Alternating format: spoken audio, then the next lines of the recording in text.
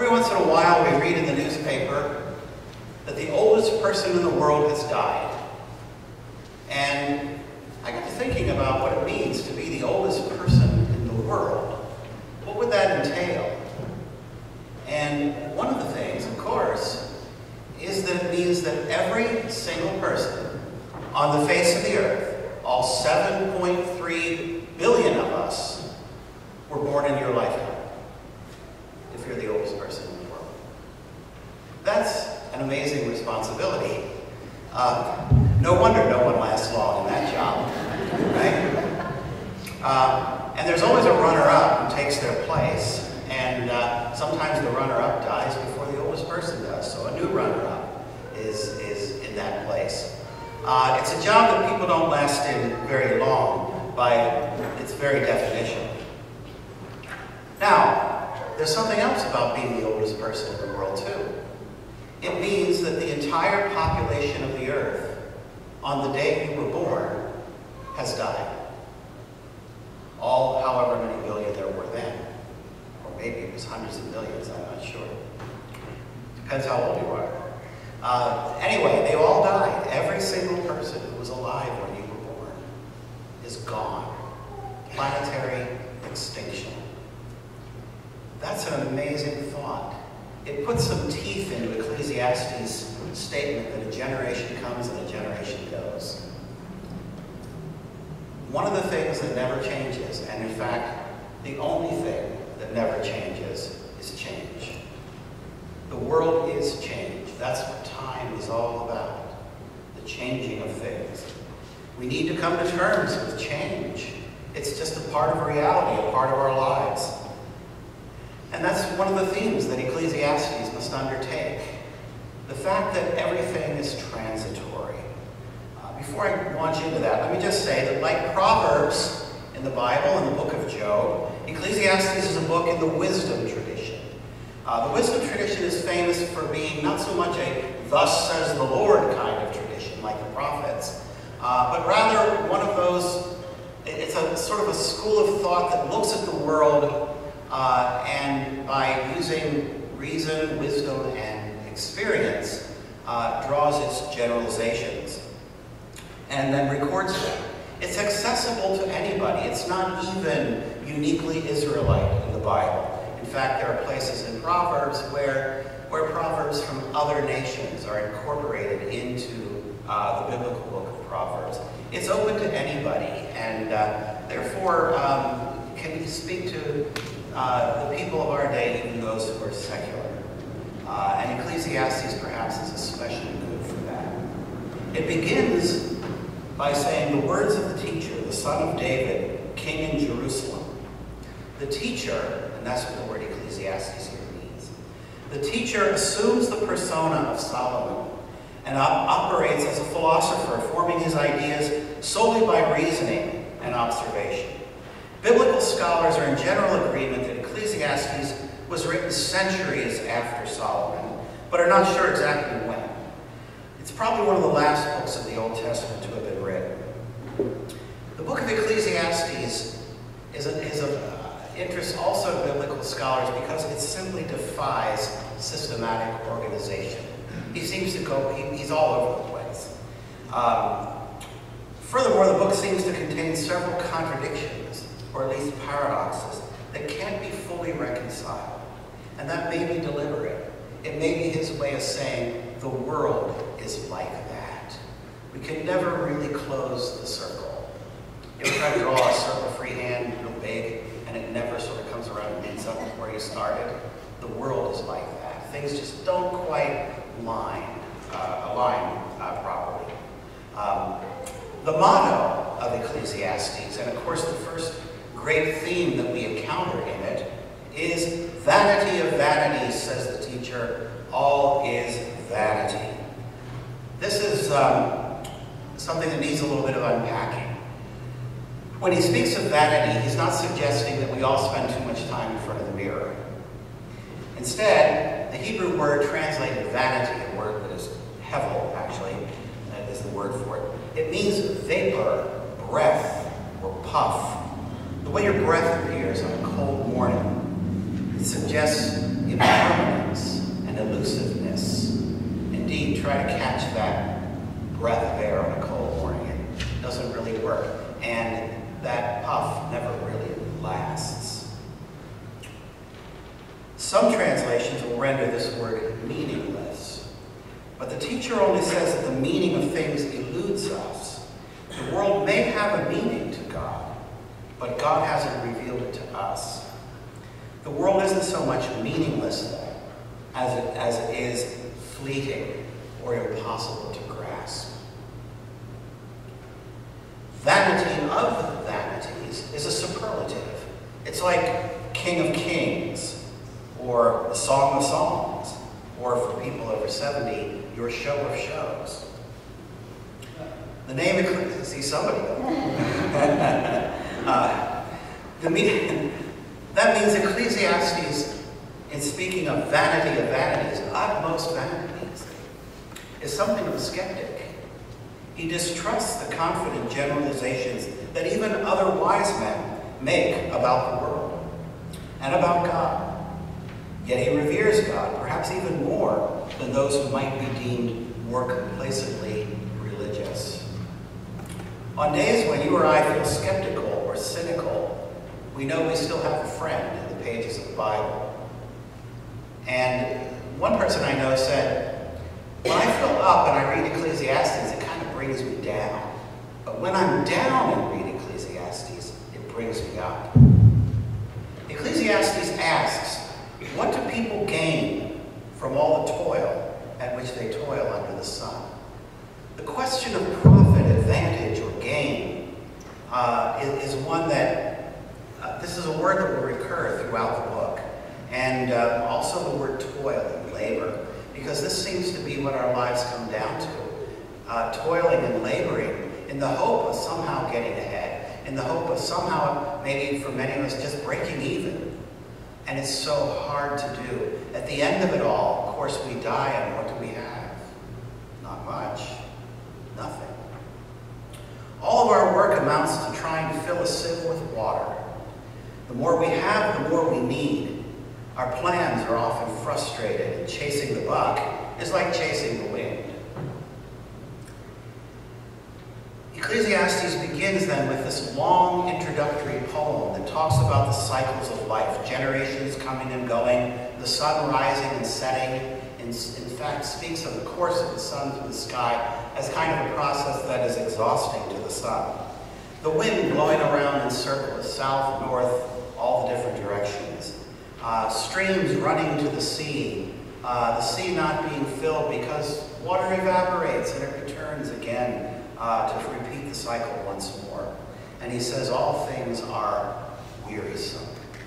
It just goes on and on, but there seems to be no goal. He says the eye isn't satisfied with seeing, or the ear with hearing. When we hear music we like, we don't say, well, I like that, don't need to hear that again. No, we want to hear it again. The ear isn't satisfied with hearing. The eye is not satisfied with seeing. And of course, our taste buds are never fully satisfied for long. And he says, there's nothing new under the sun. Even our grandchildren will someday lie in their graves forgotten. Nothing is new under the sun. And you might say, wait a minute, things have changed since the time of Ecclesiastes. Change is what he's all about. How can he say there's nothing new? Well, of course we have technological change. That's one of the things, but that doesn't seem to be the issue here. The issue for Ecclesiastes is human nature. People are the same. We do the same things. We love the same way. We hate the same way. We fight with each other like we always have. We say and do stupid things like we always have. And sometimes we do wonderful things like we always have. But people are the same. It's only the backdrop that has changed. But we don't seem to really be going anywhere. History doesn't seem to have taught us very much. Another theme that Ecclesiastes goes into then is that change is inevitable, and every event and activity is balanced by its opposite. Activities and events tend to come in pairs. like summer and winter. Alternation between opposites isn't limited to the affairs of human society, but it's built into nature itself and affects us. The best known passage in Ecclesiastes is the poem the Byrds made into a classic 1960s hit song, Turn, Turn, Turn. We all know it. You could probably sing it with me. I'm not going to try it, but I will read it to you. For everything there's a season and a time for every matter under heaven, a time to be born and a time to die, a time to plant and a time to pluck up what is planted, a time to kill and a time to heal, a time to break down and a time to build up, a time to weep and a time to laugh, a time to mourn and a time to dance, a time to throw away stones and a time to gather stones together, a time to embrace and a time to refrain from embracing, a time to seek and a time to lose, a time to keep and a time to throw away, a time to tear and a time to sow, a time to keep silence and a time to speak, a time to love and a time to hate, a time for war and a time for peace. The list itself sounds wearisome, but it tells us that in any time, for instance in a time of war, we know there will be a time of peace someday, but in a time of peace, there will be a time of war. In a time, it's not telling us that one of these is better than the other. It's not attempting to do that. I think most of us would prefer peace to war, certainly. It's just saying that these things all come in time. Like a time to love and a time to hate. We're not given permission to hate. We just know that there are times that hate will be there. And we seem to be in one of those times a bit now, it seems. A time to seek and a time to lose. You know how it is, you lose something, you look for it, you can't find it. Until about a month or two later, it turns up when you're not looking for it. As surely as there is losing, there is finding. Life alternates between two poles, birth and death and so forth. What goes around comes around. Just wait a while, as they say about the weather in Texas. But the world isn't really going anywhere. It seems to just be chasing its own tail. And we can't be sure how soon the change will come or how it will come. This brings us to yet another theme, that humanity does not know the ways of God, for God has not seen fit to reveal them. Seems like an odd thing for a biblical writer to say, but that's what he says. And in Ecclesiastes, as is generally the case in the wisdom tradition, God is presented more remotely, less personally, more as a hidden universal power than as the God of the covenant. And Ecclesiastes cautions us about what we say about God. God is in heaven, you are on earth, so be careful what you say. It reminds us that theology often comes close to blasphemy. Speaking of God is a little bit like staring at the sun. You maybe ought to be careful. The longer you do it, the less likely you are to be hurt. People sometimes say awful things with the most pious intentions. Just think about some of the things that are said about God's will at funerals and other times in life, or televangelists interpreting modern events as God's punishment for this and that, and who's to blame, and all of that. Sometimes we do better to revere God and be silent. Ecclesiastes says, all this I have tested by wisdom. I said, I will be wise, but it was far from me. That which is far off and deep, very deep. Who can find it out? He talks about applying himself to understand wisdom, only to find that it was out of his reach, and that even those who claim to know don't really know. And because change is inevitable, and God's ways are hidden, yet another theme emerges. Life is unfair, uncertain, and unpredictable. All of this is developed throughout the book. Ecclesiastes tells us, there's a grievous ill that I've seen under the sun. Riches were kept by their owners to their hurt, and those riches were lost in a bad venture. Though they are parents of children, they have nothing in their hands. As they came from their mother's womb, so they shall go again. Naked as they came, they shall take nothing for for their toil, which they may carry away with their hands. This also is a grievous ill. Just as they came, so shall they go. What do they gain from toiling for the wind? The unfairness of life, of course, can also involve injustice, real injustice, sometimes just perceived injustices. We'll often say, that's not fair, even when nothing was particularly unfair. It just didn't go our way. After all, I have children, I know. He says, again, I saw that under the sun, the race is not to the swift, nor the battle to the strong, nor bread to the wise, nor riches to the intelligent, nor favor to the skillful. But time and chance happen to them all. For no one can anticipate the time of disaster. Like fish taken in a cruel net, and like birds caught in a snare, so mortals are snared at a time of calamity when it suddenly falls upon them. And this brings us then to the fool in our gospel text this morning. What he said was, I will pull down my barns and build bigger ones, and there I will store all my grains and my goods. And I will say to my soul, soul, you have ample goods laid up for many years. Relax, eat, drink, and be merry. But God said, you fool, this very night your life is being demanded of you. And the things you have prepared, whose will they be?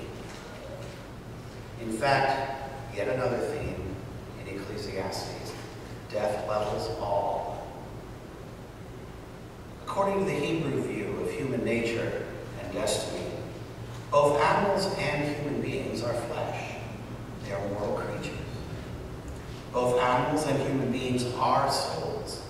They're living organisms, in other words. In the Old Testament, you don't have a soul, you are a soul. The Bible can say 300 souls fell in battle that day. And that sounds odd to us, but to be a soul is to be a living, breathing person. When you die, you cease to be a soul. You become a corpse instead.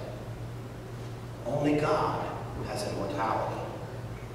At death, human beings at best descend to Sheol, the permanent underworld of the dead. Death is very final in the Bible's understanding of the human condition. There's hardly a cheery, I'll fly away, oh glory, in all of this. Nobody in the Old Testament expected to go to heaven, and nobody expected to go to hell. They didn't expect anything. Psalm 39 says it like this. Lord, let me know my end and what is the measure of my days. Let me know how fleeting my life is. You have made my days a few handbreadths, and my lifetime is as nothing in your sight. Surely everyone stands as a mere breath. There's our word that's translated vanity. Surely everyone goes about like a shadow. Surely for nothing they are in turmoil. They heap up and do not know who will gather. So if life is a vapor, how should we live? Well, there are two mistakes that can occur. Mistake number one, nihilism, or some people say nihilism. This says, life is short, uncertain, and often unfair, but death is forever. Therefore, nothing matters. Don't even try to be good or wise. Just do whatever you like while you can. Mistake number two is otherworldliness, perhaps the one we're more susceptible to. And in fact, often otherworldliness has been kind of forced into the interpretation of Ecclesiastes because of these rather uncomfortable truths that he brings out.